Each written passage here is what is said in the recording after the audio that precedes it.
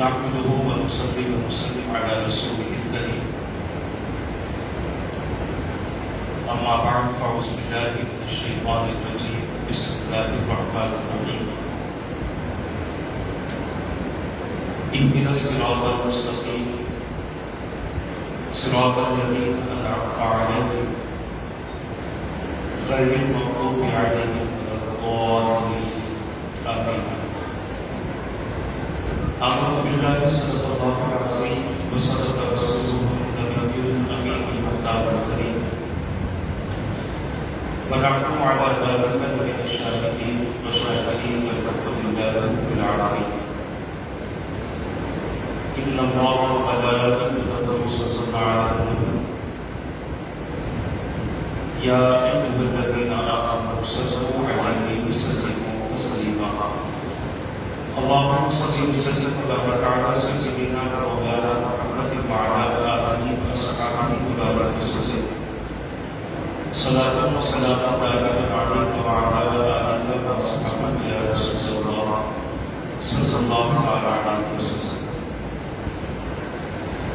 عزیزان اسلام محترم خواتین اسلام ناظرین و سامعین کرام، آج درس تفسیر کلام پاک میں سورہ فاتحہ کی آخری آیت مبارکہ کے معنی و مفہوم وہ ضروری اور بڑی باتیں اس حضرت کی ساتھ سمجھی جاتی ہیں. جن آیات کو تلاوت کرنے کا شرف حاصل کیا اللہ تبارک و تعالیٰ کا ارشاد پاک جس کا معنی ہے ہم کو سیدھے راستے پر چلا ان لوگوں کا راستہ جن پر تمہیں انعام کیا نہ ان کا جن پر تیرا نظر ہوا اور نہ بن کے لوگ. سابقہ نشست میں اہدنا الصراط المستقیم کے تعلق سے چند باتیں اس کی گئی تھی کہ اللہ تبارک و تعالیٰ سے مدد مانگی ایاک نعبد و ایاک نستعین. تو بندے سے سوال ہوا کس طرح کی مدد چاہتے ہو؟ تو بندے نے جواب دیا اہدنا الصراط المستقیم، ہم صراط مستقیم کی مدد چاہتے ہیں کیونکہ اسی راستے پر رہ کر تمام سعادتیں حاصل کی جا سکتی ہیں. اسی راستے پر رہ کر ہر قسم کی برائیوں سے پاک رہا جا سکتا ہے، فواحشات اور منکرات سے دور رہا جا سکتا ہے. اب پھر جب یہ پتہ چلا کہ صراط مستقیم یقیناً یہ ایمان والوں کا راستہ ہے، اس راستے پر ہمارا ازلی ابدی دشمن جس کو شیطان کہتے ہیں وہ بھی اسی پر بیٹھا ہوا ہے. لَأَقْعُدَنَّ لَهُمْ صِرَاطَكَ الْمُسْتَقِيمَ، بندوں کو گمراہ کرنے کے لیے وہ صراط مستقیم ہی پر ہے. تو اب اس سے کس طرح سے بچا جاتا ہے؟ صراط مستقیم پر ہمیں چلنا بھی ہے، اس سے بچنا بھی ہے. تو اب صراط مستقیم پر رہتے ہوئے کن کے راستے پر چلے؟ اللہ تبارک و تعالیٰ کی بارگاہ میں اللہ نے بندوں کو سے کہتوا دیا کہ اے بندوں، جب تم صراط مستقیم کی تمنا کرو اور صراط مستقیم کی دعا کرو تو ساتھ ہی ساتھ یہ بھی کہو صراط الذین انعمت علیہم، ان بندوں کا راستہ چلا جن پر انہیں انعام فرمایا ہے. اللہ تبارک و تعالیٰ کے انعام یافتہ بندے جو اس راستے پر چل چکے ہیں، جنہوں نے اس راستے پر چل کر منزلیں حاصل کی، جنہوں نے اس راستے پر چل کر مقام حاصل کیا، جنہوں نے اس راستے پر چل کر عزتیں حاصل کی، جنہوں نے اس راستے پر چل کر کامیابیاں حاصل کی اور اس راستے پر چلتے ہوئے جو نجات تک پہنچ گئے، ایسے بندوں کا راستہ چلا، کیونکہ اگر رہبر صحیح ہو تو منزل آسانی سے مل جاتا ہے، اور اگر رہبر صحیح نہ ہو تو انسان کے لیے منزل تک پہنچنا بڑا مشکل ہوتا ہے، بڑا کٹھن ہوتا ہے۔ آج ہماری رہبری کے لیے بہت سارے ایپس آ چکے ہیں، جن میں سب سے مشہور ایپ ہے گوگل میپ۔ گوگل میپ کے ذریعے آپ کہیں بھی پہنچ سکتے ہیں۔ کسی گاؤں پر کسی مکان کا ایڈریس ڈال کر وہ آپ کو پہنچا دیتا ہے، کسی اسٹریٹ کا ایڈریس ڈال کر وہ پہنچا دیتا ہے، کسی گاؤں کے بارے میں کچھ تو وہ بتا دیتا ہے، پھر ساتھ ہی ساتھ یہ بھی بتا دیتا ہے کہ راستے میں پیٹرول پمپ کتنے ہیں، کھانا کہاں کہاں ملتا ہے، چائے کہاں کہاں ملتی ہے، کافی کہاں کہاں ملتی ہے، سب کچھ بتا دیتا ہے۔ مگر بسا اوقات یہ بہتا بھی دیتا ہے، بڑھتا بھی دیتا ہے۔ آپ کو تجربہ ہوا نہ ہو، ان کو بہت تجربہ ہوتا ہے، کیونکہ باہر گھومنا ہوتا ہے، ادھر ادھر بیانات کے سلسلے میں جانا ہوتا ہے، کچھ اور کام ہوتے ہیں، تو بڑھتا بھی دیتا ہے۔ تو پتہ ہی چل رہا ہے کہ رہبر اگر صحیح ہو تو بندے کے لیے راستہ چلنا بھی آسان ہوتا ہے، اور راستہ چلتے ہوئے جو مشکلیں آتی ہیں، رہبر کو اگر وہ مد نظر رکھے تو پھر ہمارے لیے وہ دشواریاں آسان میں تبدیل ہو سکتی ہیں۔ اللہ تبارک و تعالیٰ نے صراط مستقیم کے لیے جو ہمارے لیے رہبر بنائے ہیں، رہنما بنائے ہیں، ہادی بنائے ہیں، یہ انبیاء کرام علیہم الصلاۃ والتسلیم کی ذات مبارک ہے۔ پھر فرمایا صدیقین ہے، پھر فرمایا شہداء صالحین ہے۔ یہ تمہارے وہ راہبر ہیں کہ جن کے راستے پر چل کر تم منزل تک پہنچ سکتے ہیں، جن کا راستہ اختیار کر کے تم مقام حاصل کر سکتے ہیں، کیونکہ انبیاء کا راستہ سیدھا راستہ تھا، صدیقین کا راستہ سیدھا راستہ تھا، شہداء اور صالحین کا راستہ سیدھا راستہ تھا۔ ان راستوں کو تم اختیار کرو اور ان راستوں پر چلو۔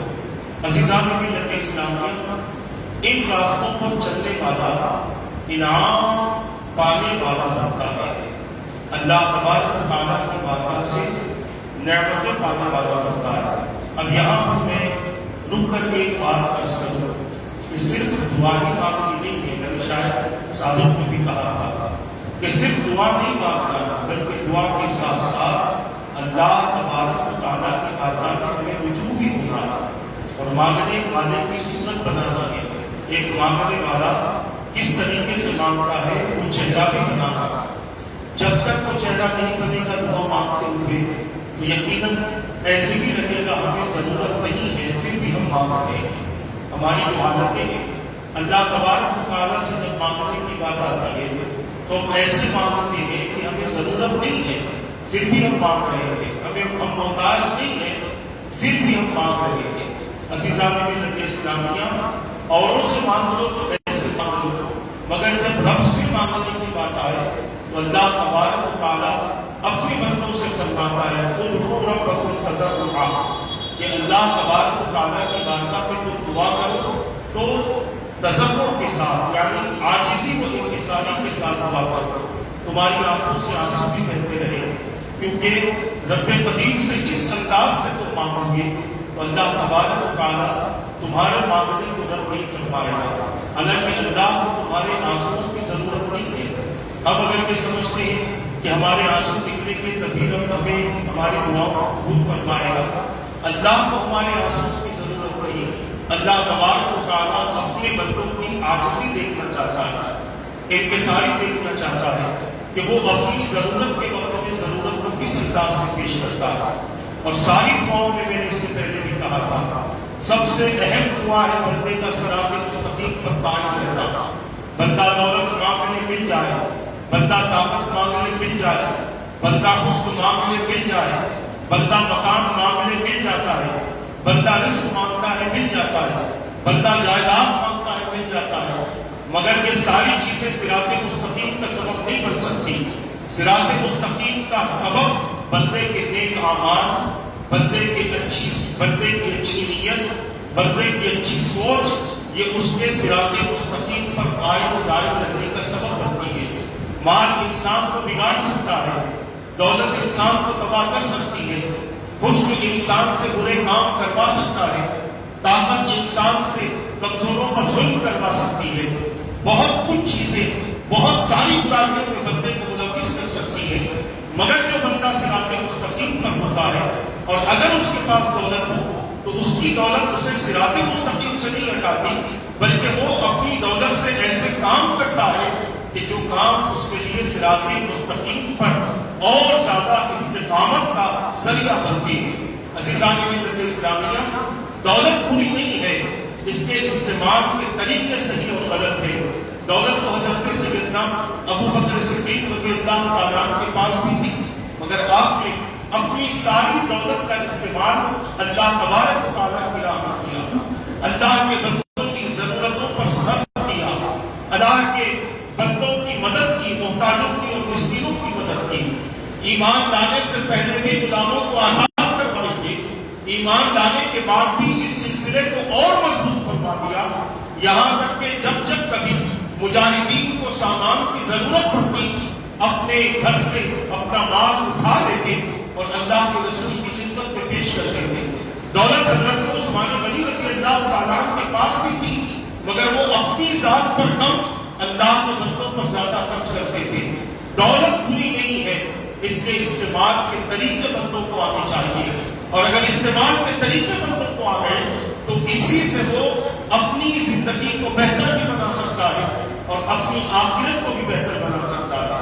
تو بتانے کا مقصد یہ ہے کہ اللہ تبارک و تعالیٰ سے جب بندہ صراط مستقیم کی دعا کرے تو یہی رک نہ جائے، بلکہ ساتھ ہی ساتھ کہے جن پر تیرا انعام ہوا مولا ایسے بندوں کا راستہ چلا۔ اب اکابرین فرماتے ہیں، حضرت ابو العباس ابن عطا رحمۃ اللہ تعالی علیہ فرماتے ہیں کہ جن پر اللہ کا انعام ہوا ہے وہ کئی طبقات ہیں، ان لوگوں کے کئی طبقات ہیں، عارفین ہیں جن پر اللہ تعالیٰ نے اپنی معرفت کا انعام کیا۔ عارفین کون ہوتے ہیں؟ پہچان والے، جاننے والے، پہچاننے والے، ان کو عارف کہتے ہیں، پہچاننے والے۔ عارفین ایک جماعت ہے، معرفت انہیں حاصل ہوئی ہے، اور معرفت کس چیز کی حاصل ہوئی ہے؟ اللہ تبارک و تعالیٰ کی معرفت انہیں نصیب ہوئی، اور یہ لوگ، یہ عارفین وہ لوگ ہیں کہ ڈائریکٹلی اللہ کی معرفت نہیں انہیں حاصل ہوئی، بلکہ سب سے پہلے انہوں نے خودی کو پہچانا، اور جس نے اپنی خودی کو پہچان لیا اس نے اپنے خدا کو پہچان لیا۔ سب سے پہلے اپنی معرفت حاصل کرنے کی ضرورت ہے۔ اسی لیے رب قدیم نے انسانوں سے فرمایا، اے انسانوں تم اپنے آپ میں غور و فکر کرو، اپنے بارے میں غور و فکر کرو کہ اللہ نے تمہیں کس چیز سے پیدا فرمایا ہے، تمہاری حیات کے لیے اللہ تبارک و تعالیٰ نے کس چیز سے تمہاری حیات کو آغاز فرمایا ہے۔ تم پہلے اپنے بارے میں غور و فکر کرو۔ جو بندہ اپنے آپ کو پہچان لیتا ہے، اپنے آپ کو پہچاننے میں اس کو کئی سال، کئی مدتیں لگ جاتی ہیں۔ بعض ایسے بھی ہوتے ہیں کہ جو اپنی معرفت کرتے کرتے اس دنیا سے چلے جاتے ہیں مگر انہیں اپنی معرفت نہیں ہوتی، اور بعض وہ ہوتے ہیں جنہیں اللہ تبارک و تعالیٰ اس کی خود کی معرفت نصیب فرماتا ہے۔ ایک اللہ کے برگزیدہ بندے ایک راستے سے گزر رہے تھے، دیکھا ایک شخص فرش نشین ہے، زمین پر لیٹا ہوا ہے، حالت سے بالکل کمزور ہے، عجیب و غریب اس کی کیفیت ہے۔ وہ فرماتے میں نے اسے سلام کیا تو انہوں نے میرا نام لے کر جواب دیا، جبکہ نہ میں انہیں جانتا ہوں نہ مجھے وہ جانتے ہیں۔ پہلی مرتبہ میں نے انہیں سلام کیا، پہلی مرتبہ میں نے انہیں دیکھا، اس کے باوجود انہوں نے میرا نام لے کر مجھے جواب دیا۔ میں نے ان سے پوچھا کہ آپ مجھے کیسے جانتے ہیں؟ تو آپ نے فرمایا من عرف نفسہ قد عرف ربہ، کہ جو اپنے نفس کو پہچان لیتا ہے وہ اپنے رب کی معرفت حاصل کر لیتا ہے۔ جسے رب کی معرفت نصیب ہو جائے اس کے سامنے بندے کہاں چھوٹتے ہیں، اس کے سامنے بندے کہاں چھوٹتے ہیں۔ تو اللہ کے بے شمار بندے ایسے گزرے کہ جن کو معرفتیں نصیب ہوئی، اپنی پہچان ہوئی ہے، اور جب اپنی پہچان انہیں ہو گئی تو پھر وہ اپنے آپ کو لوگوں میں سب سے زیادہ عاجز رکھنے لگے، لوگوں میں سب سے زیادہ اپنے آپ کو ذلیل تک سمجھنے لگے، یہ ان کی عاجزی کا ایک مقام تھا، یہ ان کی انکساری کا ایک ذریعہ تھا۔ عزیزان ملت اسلامیہ، تو سب سے پہلے عارفین ہیں جن کو اللہ تبارک و تعالیٰ اپنی معرفت نصیب فرماتا ہے۔ اس کے بعد اولیاء کرام علیہ الرضوان کی ذات ہے، ان پر صدق و رضا اور یقین کا انعام ہوا، یعنی ان لوگوں نے اپنی زندگی کو اس انداز سے گزارا کہ اللہ تبارک و تعالیٰ نے ان سے اپنی رضامندی کا اظہار فرما دیا۔ قرآن کہتا ہے، یہ کسی اور کی بات نہیں، قرآن کہتا ہے الا ان اولیاء اللہ لا خوف علیہم ولا هم یحزنون الذین آمنوا وكانوا يتقون لهم البشرى في الحیاۃ الدنیا وفی الآخرہ لا تبدیل لکلمات اللہ ذلک هو الفوز العظیم، او کما قال۔ 11ویں پارے کی 12ویں رکوع کی آیتیں ہیں۔ اللہ فرماتا ہے خبردار ہو جاؤ، بے شک اللہ کے ولیوں کو نہ کوئی خوف ہے نہ وہ غمگین ہوں گے۔ کون ہے یہ؟ وہ لوگ ہیں جو ایمان لائے اور تقویٰ و پرہیزگاری اختیار کرتے ہیں، ان کے لیے دنیا کی زندگی میں بھی خوشخبری ہے، آخرت کی زندگی میں بھی خوشخبری ہے۔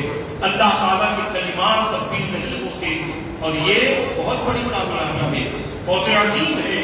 اللہ تبارک و تعالیٰ نے اپنے بندوں سے اپنے ولیوں کے مرتبے کو ظاہر فرماتا ہے، اور ولی کا مزاج پہلے سمجھ لیں۔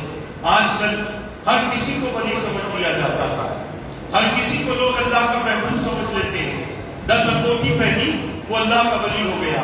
آپ پوچھو یہ انگوٹھی کیوں پہنی، تو کہے گا یہ میرے سر درد سے بچنے کے لیے، یہ دشمنوں سے بچنے کے لیے، یہ حادثات سے بچنے کے لیے، یہ چوری سے بچنے کے لیے۔ جو خود بچنے کے لیے پتھروں کا استعمال کرتا ہو وہ دوسروں کو کیا بچائے گا؟ جس کا خود کا راستہ غلط ہو وہ دوسروں کو کیا راستے پر لے جائے گا؟ میں حق بولنے والا آدمی ہوں، حالانکہ میرا تعلق بھی اہل سنت و جماعت سے ہے، مگر جو چیز غلط ہے وہ غلط ہے۔ رنگ برنگے کپڑے پہن لینا ولیوں کی نشانی نہیں۔ ولی وہ ہوتا ہے جو ایمان میں مضبوط ہو اور تقوی میں اعلیٰ منزل پر پہنچا ہوا ہو، کمال پر پہنچا ہوا ہو، وہ اللہ تبارک و تعالیٰ کا محبوب و مقرب ہوتا ہے۔ کسی کی ٹوپی دیکھ کر آپ اسے ولی نہ کہیں، کسی کی انگلیوں کی انگوٹھیاں دیکھ کر ولی نہ کہیں، کسی کے جبے کبے دیکھ کر اسے ولی نہ کہیں۔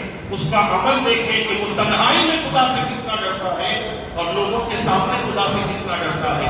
اگر وہ اس مقام پر پہنچا ہوا ہے تو پھر آپ کو ولی کہنے کی ضرورت نہیں، اس کی محبت خود بخود اللہ تعالیٰ آپ کے دل میں پیدا فرما دے گا، کیونکہ جو اللہ کے محبوب ہوتے ہیں کائنات کی ہر شے ان سے محبت کرتی ہے، کائنات کی ہر چیز ان سے محبت کرتی ہے جو اللہ کے محبوب ہوا کرتے ہیں۔ تو بتانے کا مقصد یہ ہے کہ اولیاء کرام پر اللہ کا انعام یہ ہوا کہ رب قدیر نے ان سے اپنی رضامندی کا، اپنی رضا کا اعلان فرما دیا، اور اس کی سب سے بڑی وجہ یہ رہی کہ وہ یقین پر اپنی زندگی گزارتے تھے، توکل پر اپنی زندگی گزارتے تھے۔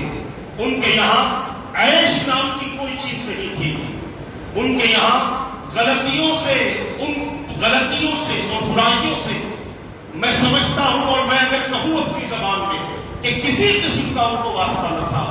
وہ اپنے آپ کو گناہوں سے محفوظ رکھتے، اپنے آپ کو غلط صحبتوں سے محفوظ رکھتے، یہاں تک کہ کیفیت یہ ہوتی کہ ان کی صحبت میں بیٹھنے والا اپنی زندگی کو بدل دیتا اور اپنے حالات کو بدل دیتا۔ یہ اولیاء کرام ہیں کہ جن کے پاس میں دنیا کی کوئی حقیقت نہیں ہوتی، رہتے دنیا میں دنیا کی کوئی حقیقت نہ ہوتی۔ اللہ نے رزق دے دیا تو کھا لیا، نہ ملا تو کسی کے سامنے شکوہ نہ کیا، کسی کے سامنے شکایت نہ کی، کسی کے سامنے ہاتھ نہیں پھیلایا، اپنی زندگی ایسے ہی گزارتے رہے۔ ایک اللہ کے برگزیدہ بندے کے پاس ان کی گھر والی آتی ہے، آ کر کہتی ہے، یہ آتی ہے آ کر کہتی ہے کہ آج ہمارے گھر میں کھانے پکانے کا سامان ختم ہو گیا، اب ہمارے پاس نہ کھانے کے لیے کچھ ہے نہ پکانے کے لیے کچھ ہے۔ تو انہوں نے اللہ کی بارگاہ میں ہاتھ اٹھائے، اے اللہ تیرا شکر ہے کہ آج تو نے ہمیں فاقہ رہنے والوں میں شامل کر لیا ہے، تو نے ہمیں فاقہ رہنے والوں میں شامل کر لیا ہے۔ یہ ان کی کیفیات ہے جن کو اللہ کا ولی کہا جاتا ہے۔ اللہ کے ولی عیش طلب نہیں ہوتے، عشرت کے چاہنے والے نہیں ہوتے، اللہ کے ولی رب سے محبت کرتے ہیں اور ان کے اندر تقویٰ کوٹ کوٹ کر بھرا ہوتا ہے۔ اور اگر میں گفتگو کروں تو کئی گھنٹے اس کے لیے درکار ہے۔ بس صرف اشارہ دینا چاہتا ہوں کہ اللہ تبارک و تعالیٰ نے اپنے ولیوں پر انعام فرمایا، اور انعام کیا فرمایا؟ ان کے یقین کی وجہ سے، ان کی طہارت، ان کے تقوی کی وجہ سے اللہ تبارک و تعالیٰ نے ان پر اپنی رضا کا انعام فرمایا۔ ایک جماعت ہے ابرار، جن کو ہم اپنی زبان میں نیک بندے کہتے ہیں، پھر نیکی کرنے والے۔ ایک جماعت وہ بھی ہے اللہ تبارک و تعالیٰ نے ان پر علم و رافت کا لطف عطا فرمایا۔ رب مجید نے ان کی نیکیوں کو اتنا پسند فرمایا کہ اللہ تبارک و تعالیٰ نے ان کے لیے رحمتوں کے دروازے کھول دیے، اپنی عطا کے دروازے کھول دیے۔ ایک جماعت ہے مریدین کی۔ اب یہاں مرید کہتے ہیں، ہم کسے مرید کہتے ہیں؟ جو کسی پیر سے بیعت ہو، اسے ہم مرید کہتے ہیں۔ یہاں مریدین کا مطلب یہ ہے، مریدین کا معنی یہ ہے کہ اللہ تبارک و تعالیٰ کے ارادے کو چاہنے والا، یہاں مرید کا معنی یہ ہے۔ اور عام طور پر جو مرید کا معنی ہوتا ہے وہ یہ ہوتا ہے کہ بندہ ارادہ مرشد ہو جائے، یعنی جس کی اس نے بیعت کی ہے، اس کے ارادے کے ساتھ ہی وہ اپنی زندگی گزارے۔ اور اگر ہم دیکھیں اس معاملے میں تو صحابہ کرام علیہم الرضوان حضور اکرم صلی اللہ علیہ وسلم کے حوالے سے ویسے ہی ہو گئے تھے جیسے ایک مرید کو اپنے پیر کے لیے ہونا چاہیے۔ یہ ایک مثال میں دے رہا ہوں سمجھانے کے لیے۔ صحابہ کرام کی کیفیت یہ تھی، حضور کا جو ارادہ ہوتا تھا صحابہ کی وہ مرضی ہوتی تھی، صحابہ کا وہ منشا ہوتا تھا۔ حضور کسی بات کا ارادہ فرما لیتے تو صحابہ یہ نہیں کہتے کہ حضور آج کیوں کریں، رات میں کریں گے، ابھی تھوڑی سی تجارت کر لیں، تھوڑا سا کما لیں، معذرت نہیں، حضور نے ارادہ ظاہر فرما دیا، صحابہ نے وہ کر کے دکھا دیا۔ تو یہاں جو مریدین مراد ہیں یہ وہ مریدین ہیں، یعنی جو اللہ تبارک و تعالیٰ کے ارادے اور مرضی کے مطابق اپنی زندگی گزارتے ہیں۔ جو بندہ ایسی زندگی گزارتا ہے تو اللہ فرمایا گیا کہ اللہ تبارک و تعالیٰ ان کو حلاوت طاعت کا انعام عطا فرماتا ہے، یعنی ان کی اطاعت کی وجہ سے رب قدیر نے جو ان کے لیے مٹھاس رکھی ہے، جو انعامات رکھے ہیں، ان انعامات کا وہ لطف اٹھاتے ہیں۔ اور آخری بات کہتے ہیں کہ مومنین ہیں ان پر استقامت کا فضل ہوتا ہے، یعنی جو لوگ ایمان لا چکے ہیں اور ایمان آنے کے بعد وہ کسی طاقت سے نہیں ڈرتے، کسی قوت سے نہیں ڈرتے، کفر سے نہیں ڈرتے، شرک سے نہیں ڈرتے، بدعات سے ان کا کوئی دور دور تک لین دین نہیں، خرافات سے دور دور تک لین دین نہیں، اپنے ایمان پر استقامت کے ساتھ ہیں۔ ایمان آنے کے بعد جو ایمان کے تقاضے ہیں، جو جس سے ان کا ایمان مضبوط رہتا ہے، استقامت کے ساتھ رہتا ہے، تو اس استقامت کا اللہ تبارک و تعالیٰ اپنے بندوں کو انعام کا فرماتا ہے۔ اور وہ انعام کیا ہے؟ قرآن کہتا ہے ان الذین قالوا ربنا اللہ ثم استقاموا تتنزل علیہم الملائکۃ الا تخافوا ولا تحزنوا وابشروا بالجنة التي كنتم توعدون نحن اولیاؤکم فی الحیاة الدنیا وفی الآخرہ وَلَكُمْ فِيهَا مَا تَشْتَهِي أَنفُسُكُمْ وَلَكُمْ فِيهَا مَا تَدَّعُونَ۔ اللہ تبارک و تعالیٰ فرماتا ہے بے شک وہ لوگ جنہوں نے کہا اللہ ہمارا رب ہے، پھر استقامت کے ساتھ رہے۔ استقامت کا جو فائدہ ہوتا ہے دیکھیں، استقامت کے ساتھ رہے، رب کو رب مان لیا، اب استقامت کے ساتھ ہے، کوئی پریشانی ان کے ایمان کو کمزور نہیں کر رہی، کوئی بیماری، کوئی مصیبت، کوئی آفت، کسی قسم کی تکلیف ان کے ایمان کو کمزور نہیں کر رہی، بلکہ یہ استقامت کے ساتھ ہے کہ جو کچھ ہو رہا ہے میرے رب کی طرف سے ہو رہا ہے۔ اور بندہ اس پر استقامت کے ساتھ رہے تو رب فرماتا ہے تنزل علیہم الملائکۃ۔ اگر اس کا لفظی ترجمہ کیا جائے تو ترجمہ یہ ہے کہ ہم تم پر ملائکہ کا نزول کرتے ہیں۔ کیوں؟ اللہ تخافوا، یہ کہنے کے لیے کہ تم خوف نہ کرو، ولا تحزنوا، تم غمزدہ نہ ہو، وَأَبْشِرُوا بِالْجَنَّةِ الَّتِي كُنتُمْ تُوعَدُونَ، تمہیں اس جنت کی خوشخبری دی جا رہی ہے جس کا تم سے وعدہ کیا گیا تھا۔ اب آگے فرماتا ہے ہم تمہارے مددگار ہیں دنیا کی زندگی میں اور آخرت کی زندگی میں، تمہارے لیے وہ سب کچھ ہے جو تمہارا نفس خواہش کرے، اور تمہارے لیے وہ سب کچھ ہے جو تم مانگو گے۔ کس کو؟ استقامت والے لوگوں کو۔ اور استقامت کب نصیب ہوتا ہے جب بندہ اللہ کو رب ماننے کے بعد غیر سے امید کیا ہے، غیر کے پاس میں اپنی ضرورتوں کو پیش نہ کرے۔ اس کا ہرگز یہ مطلب نہیں کہ بیماروں کو ڈاکٹر کے پاس نہ جاؤ، جاؤ اس نیت سے کہ بیماری خدا کی طرف سے ذریعہ ڈاکٹر ہے، شفا دینے والا خدا ہے، اس نیت سے جاؤ۔ گاڑی پنکچر ہو گئی تو نہیں یہی کھڑا ہوگا خود ہی سے بن جائے گی، اس کے لیے ذرائع تلاش کرو، اور یہ ذریعہ یہ سمجھ کر نہیں کہ تو نے میری مدد کی، مدد میرے رب نے کی ہے، ذریعہ تو ہو جاتا ہے۔ استقامت اس کا نام ہے۔ اب بعض لوگ یہ سمجھتے ہیں کہ جب آپ اللہ کے ہو گئے تو سب کچھ چھوڑ دو اور سارے ذرائع کو تک کر دو اور صرف اللہ ہی کے اوپر بیٹھ جاؤ اس وقت میں جب اللہ پر کامل یقین ہو۔ میں اکثر اس واقعے کو سناتا ہوں، فاروق اعظم رضی اللہ تعالیٰ کے پاس ایک شخص آتا تھا، بار بار آتا تھا، آ کر کہتا تھا کہ مجھے کچھ دے دیجیے۔ فاروق اعظم دے دیتے تھے، بیت المال میں سے منگاتے تھے، دے دیتے، ایک مرتبہ بیٹھتے تھے، کچھ باتیں چل رہی تھی، آیا آپ کے غصے میں کہتے کب تک مانگتا پھرے گا، قرآن پڑھ کوئی راستہ مل جاتا ہے۔ وہ گیا قرآن پڑھا، اس کے بعد میں اس میں آنا ہی بند کر دیا۔ کافی دن ہو گئے، فاروق اعظم رضی اللہ تعالیٰ کو یاد آیا، کہا مرتبہ غصے میں اس سے میں نے دیا تھا، پھر وہ آنا ہی بند کر دیا، کہاں گیا؟ لوگوں نے کہا حضرت وہ تو پہاڑوں میں بیٹھ گئے۔ آپ بڑے حیرت میں آئے، فرمایا کوئی جانتا ہے کہاں ہے؟ کہا پتا ہے۔ فرمایا چلو، پہنچے وہاں پر۔ جب اس کے پاس گئے، وہ عبادت کر رہا تھا، عبادت جیسی مکمل کی، فاروق اعظم کو دیکھا، کھڑا ہوا، سلام کیا، مسافر پر۔ فاروق اعظم نے فرمایا اتنا ناراض ہو گیا میری بات پر کہ تم نے آنا ہی چھوڑ دیا، مجھے معاف کر دے۔ اس نے کہا حضرت معافی کی کوئی ضرورت نہیں، آپ نے تو مجھے راستہ دکھا دیا۔ پوچھا کیا ہوا؟ تو کہا آپ نے کہا قرآن پڑھ کوئی راستہ مل جائے گا، میں نے پڑھا راستہ مل گیا۔ کہا کیا پڑھا اور کیا راستہ مل گیا؟ اس نے کہا میں نے قرآن پڑھا، قرآن میں رب نے فرمایا وَفِي السَّمَاءِ رِزْقُكُمْ وَمَا تُوعَدُونَ، تمہارا رزق آسمانوں میں ہے جس کا تم سے وعدہ کیا گیا۔ فاروق اعظم نے فرمایا پھر تم نے کیا سمجھا؟ عرض کرنے لگا جب میرا رزق آسمانوں میں ہے، میں غیر ضروری زمین پر تلاش کر رہا ہوں۔ جب سے میں نے اپنے رشتے کو آسمان والے سے مضبوط کر لیا ہے، مجھے رزق کی ضرورت نہیں پڑتی، جب مجھے بھوک لگتی ہے میرا رب مجھے رزق عطا کرتا ہے۔ یہ کامل توکل کی علامت ہے، یہ ہم کہاں کر سکیں؟ ہماری تو حالت یہ ہے کہ ہم بیمار کو اتنے پریشان ہو جائیں کہ ایک ڈاکٹر پر یقین نہ ہو 100 ڈاکٹر بدل دیں۔ ہماری کیفیت کی ہم کہاں اللہ کی طرف رجوع ہو جب بندوں کی طرف یہ برابر رجوع نہیں ہوتے۔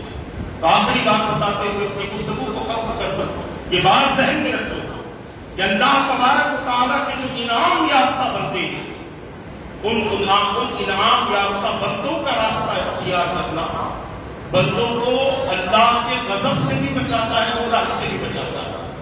کیونکہ جب ہم دعا کر رہے ہیں تو ہم کہتے ہیں صراط الذین انعمت علیہم، مولا جن پر تیرا انعام ہوا ہے ان بندوں کا راستہ چلا، اور ان بندوں میں قرآن تفسیر قرآن کی قرآن سے کریں تو ایک مقام پر رب نے فرمایا فَأُولَٰئِکَ مَعَ الَّذِینَ أَنْعَمَ اللَّهُ عَلَیْہِم مِّنَ النَّبِیِّینَ وَالصِّدِّیقِینَ وَالشُّہَدَاءِ وَالصَّالِحِینَ وَحَسُنَ أُولَٰئِکَ رَفِیقًا۔ یہ بڑے اچھے عزیز ہیں تمہارے، یہ بڑے اچھے دوست ہیں تمہارے، یہ بڑے اچھے قریبی ہیں تمہارے، قوم نبیین ان پر اللہ نے انعام کیا ہے، شہداء ہیں، صالحین ہیں، صدیقین ہیں، ان پر اللہ کا انعام ہوا ہے۔ ان کے راستے پر چلو تو تم صراط مستقیم رہو گے۔ غیر المغضوب علیہم ولا الضالین، ان لوگوں کا راستہ اختیار نہ کرنا، مولا ان راستے پر نہ چلانا جن پر تیرا غضب ہوا اور جو گناہ ہوئے۔ یہ کون ہے؟ تو دو لفظوں سے سمجھ لیں، مفسرین فرماتے ہیں کہ مغضوب سے مراد یہودی ہے اور گمراہ سے مراد عیسائی ہے۔ ان دونوں کے راستے پر نہ چلا۔ دعا تو مانگ رہے ہیں مگر چل رہے ہیں انہی کا راستہ۔ بڑی ذمہ داری کے ساتھ عرض کر رہا ہوں، ہم دعا تو مانگ رہے ہیں کہ سیدھا راستہ چلا، تیرے نیک بندوں کا راستہ چلا، اور جن پر تیرا غضب ہوا ہے ان کا راستہ نہ چلا، جو گمراہ ہے ان کا راستہ نہ چلا، مگر ہم کس کے راستے پر چل رہے ہیں؟ ہمارا پورا وجود ہم دیتے ہیں، سر کے بعد سے پیر لے کر پیر کے ناخن تک ہم دیتے ہیں۔ اپنے معاملات کا جائزہ لیں، ہمیں پتہ چلے گا کہ ان کا راستہ، ہماری تجارتوں میں جھوٹ، انشاءاللہ میں سب کی بات نہیں کر رہا. ہمارے معاملات میں دھوکے، کوئی کمزور ہے اور بازو کی زمین اس کی اچھی لگتی ہے تو اس کمزور کو دبا کر اس کی زمین کو غصب کر لینا، مجبور آ گیا رشوت لے لینا، پریشان آ گیا سود پر پیسہ لینا. یہ سب گمراہی والے اور اللہ کی غضب والے کام ہیں. ان کاموں کی وجہ سے یہودی برباد ہوئے، ان کاموں کی وجہ سے یہودیوں پر اللہ کا غضب ہوا ہے. اور ایک ہے گمراہی کا راستہ، سیدھا راستہ رب نے بتا دیا، اچھا راستہ رب نے بتا دیا، اس کے باوجود ہم اس راستے پر چلتے ہیں جس راستے پر صرف گمراہی ہے. نمازوں کو چھوڑ دیا، زکات میں ڈنڈی ماری، روزے برابر نہیں رکھے، حج استطاعت ہونے کے باوجود نہ کیا، جوان ہو گئے، شادی کے قابل ہو گئے، اس کے باوجود زنا میں زندگی گزر رہی ہے، شراب پی رہے ہیں، حرام خوری کر رہے ہیں، حرام کاری کر رہے ہیں. یہ سب کچھ گمراہوں کے راستے ہیں.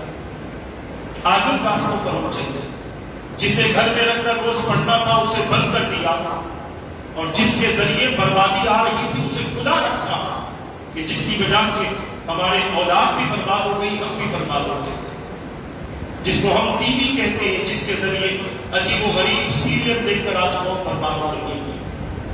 ریسلنگ دیکھ کر بچے تباہ ہو رہے ہیں، کارٹون دیکھ کر بچے کارٹون بن رہے ہیں، کارٹون دیکھ کر بچے کارٹون بن رہے ہیں. کارٹون میں کوئی کارٹون کہیں سے کودتا ہے، بچہ بھی کود جاتا ہے. پھر کہتے بچہ خراب ہو گیا. خراب تو آپ نے کیا. آپ اگر قرآن پڑھاتے تو بچہ خراب نہ ہوتا، آپ اگر حدیث سکھاتے تو بچہ خراب نہ ہوتا، آپ اگر صحابہ کرام علیہ رضوان کے واقعات سکھاتے تو بچہ خراب نہ ہوتا. ان کے اندر دین آتا، اسلام آتا، ان کے اندر غیرت آتی، حمیت آتی، جذبہ آتا، ان کے اندر اسلام کے حوالے سے بہت زیادہ شوق ہوتا. آج ضرورت اس زندگی ہے کہ اس حساب سے اپنی زندگی کو گزارے تاکہ ان لوگوں سے ہم بچیں جن پر اللہ کا غضب ہوا، اور ان کی صحبت سے ہم بچیں جو گمراہ ہوئے ہیں. ایسا نہ ہو کہ دعا ایک مانگ رہے ہو اور ہم اپنے معاملات میں کچھ اور ہو. یہ اللہ کے یہاں پسند نہیں ہے. بندہ جو مانگے اور بندہ جن چیزوں سے بچنا ہے اس سے بچتا رہے تو اللہ تبارک و تعالیٰ اپنے بندوں کو مانگنے سے پہلے عطا فرماتا ہے، مانگنے سے زیادہ عطا فرماتا ہے. اسی لیے سیدھے راستے پر چلے اور صراط مستقیم کو اپنائیں. انشاءاللہ آنے والی نشست میں آمین کے حوالے سے، یعنی آمین کیوں کہنا ہے اور آمین کہنے کے فائدے کیا ہوتے ہیں، اس حوالے سے انشاءاللہ تبارک و تعالیٰ آپ کے سامنے گفتگو ہوگی. اور اگر ہو گیا انشاءاللہ وقت سے پہلے بیان ختم ہوا تو الف لام میم کی تلاوت بھی ہوگی، اور الف لام میم سے انشاءاللہ باقاعدہ درس تفسیر کا آغاز ہو چکا ہے، مگر پہلا پارہ انشاءاللہ ہمارا درس تفسیر کے لیے شروع ہو جائے گا. اللہ تعالیٰ مجھے اور آپ کو وقت توفیق عطا فرمائے. مسائل چل رہے تھے گزشتہ نشست میں، بتایا تھا کہ 2-5 منٹ میں سے انشاءاللہ اس سے زیادہ نہیں. بتایا گیا تھا کہ نجاست خفیفہ اور نجاست غلیظہ کا اس کے احکام بھی آپ کے سامنے رکھے ہیں. اب تھوڑی سی تفصیل اس کی آپ کے سامنے انشاءاللہ بیان ہوگی. اس کو بھی آپ حضرات سماعت فرما لیں اور اپنے ذہن میں محفوظ فرما لیں. ایک سوال ہوتا ہے کہ ڈوبتی آنکھ سے جو پانی نکلتا ہے وہ کس حکم میں ہے؟ آنکھوں میں درد ہوتا ہے، جیسے بعض لوگ کہتے ہیں کہ آنکھ آ گئی، جس کو ہم کہتے ہیں کہ آنکھ بالکل لال ہو گئی، اور وہ آنکھ لال ہونے کے بعد جو پانی نکلتا ہے اس پانی کا کیا حکم ہے؟ تو اس پانی کے حوالے سے تنویر الابصار کی فقہ کی بہت بڑی کتاب ہے، معتبر کتاب ہے. اس میں یہ فتویٰ موجود ہے کہ وہ نجاست غلیظہ کا حکم ہے. جو پانی آنکھ سے درد کی وجہ سے نکلتا ہے، 2 پانی نکلتے ہیں آنکھ سے. ایک تو آنسو نکلتے ہیں، آنسو خوف اور خوشی میں نکلتے ہیں، مگر جو پانی آنکھ سے درد کی وجہ سے نکلتا ہے اس پانی میں کچھ ایسے مادے ہوتے ہیں جس میں پانی وہ چپچپا ہوتا ہے، آپ کو محسوس کرتے ہیں. اگر آپ اپنی انگلیوں پر لگا دیں تو وہ پانی تھوڑا سا چپکتا ہے، آپ کی انگلیوں میں آپ کی انگلیاں چپکنا شروع کرتی ہے. تو ایسا پانی جو درد کی وجہ سے نکلے، چاہے وہ آنکھ آنا جس کو آشوب چشم کہتے ہیں، آنکھ آنے کی وجہ سے نکلے، آنکھ کی بیماری کی وجہ سے نکلے، یا پھر آنکھ کے درد کی وجہ سے نکلے، اس پانی کو نجاست غلیظہ کہا گیا. اگر آپ اس کے لیے ٹشو استعمال کرتے ہیں تو وہ ٹشو استعمال کر کے فوری جیب میں نہ رکھ لیں یا فوری اپنے ہاتھ میں بالکل اسے ایسے فولڈ نہ کر لیں، کیونکہ اگر وہ پانی آپ کے ہاتھ میں لگا اور اتنی مقدار میں لگا کہ 1 روپے کے سکے کے برابر ہو گیا تو آپ کے ہاتھ کا اتنا حصہ دھونا آپ پر فرض ہو جائے گا۔ اسی طرح آپ نے لے کر کپڑے میں رکھ لیا، چاہے آپ نے دستی سے پوچھا یا آپ نے ٹشو سے پوچھا اور آپ نے جیب میں رکھ لیا، کاٹن کا کپڑا تھا اور وہ پانی وہ کپڑے سے نکل کر اس کپڑے کو بھی لگ گیا، یعنی جو لباس آپ نے پہنا تھا، اگر اس میں بھی وہ پانی 1 روپے کے سکے کی مقدار اگر ہو جائے گا تو اس کپڑے کے اتنے حصے کو دھونا فرض ہو جائے گا۔ اسی لیے جب بھی ایسا پانی جو آنکھ سے درد کی وجہ سے نکلے اور وہ آپ اگر اس کو صاف کر رہے ہیں تو فوری طور پر اس کپڑے کو یا وہ ٹشو کو اپنے جیب میں نہ رکھیں، اگر رکھیں گے وہ پانی لگ جائے گا اور اتنی مقدار میں لگ گیا کہ جس سے نجاست غلیظہ کا حکم ثابت ہوتا ہے تو پھر اس کپڑے کو دھونا فرض ہو جائے گا، ضروری ہو جائے گا۔ اسی طرح بعض حضرات محسوس کر سکتے ہیں کہ ناک میں سے کبھی کبھی پانی نکلتا ہے، یعنی ہمارے جسم میں جو بمبی ہے اس میں سے بھی کبھی کبھی پانی نکلتا ہے۔ یہ پانی مطلب نہانے کے علاوہ کی بات کر رہا ہوں، کبھی کبھی آپ اپنے ناک میں انگلی لگائیں گے تو آپ کو وہ پانی محسوس ہوگا، کسی کسی کو یہ پرابلم ہوتی ہے، تو اس پانی کا حکم بھی نجاست غلیظہ کا حکم ہی ہے، یعنی وہ پانی بھی نجاست غلیظہ کے حکم کی حیثیت رکھتا ہے۔ اگر وہ ناک سے نکل کر پانی بنیت میں لگ جائے ہو، اندر کپڑا پہنتے یا پھر بنیت نہیں پہنتے، اوپر کے کپڑے میں بھی لگ جائے اور اتنی مقدار وہ پھیل جائے جس سے نجاست غلیظہ کا حکم رکھتا ہے تو اتنی مقدار پھیلنے کے بعد اس کپڑے پر دھونا فرض ہے، اور اگر نہیں دھوئیں گے ویسے ہی کپڑے پر نماز پڑھیں گے تو پھر نماز نہیں ہوگی۔ ایک سوال پیدا ہوتا ہے کہ ناک یا منہ سے نکلنے والا جو بلغم ہے وہ نجس ہے یا نہیں ہے، تو اس کے بارے میں جواب دیا گیا کہ وہ نجس نہیں ہے، چاہے وہ بیماری کی وجہ سے نکلے یا پیٹ کی کسی خرابی کی وجہ سے نکلے۔ جو بلغم نکلتا ہے بلغم کو نجس کے حکم میں شامل نہیں کیا گیا ہے۔ اب نجس کے حکم میں شامل نہیں کیا گیا اس کا مطلب یہ نہیں کہ کوئی اپنے ہاتھ میں لے کر اس سے کھیلتا بیٹھا رہے، نہیں، بلکہ وہ مکروہ ہے، نجس نہیں ہے، مگر وہ چیز مکروہ ہے جو چیز ہمارے جسم سے نکلتی ہے اور جس سے لوگوں کو کرائیے تو خود ہمیں بھی کرائیے تو وہ چیز مکروہ ہوتی ہے۔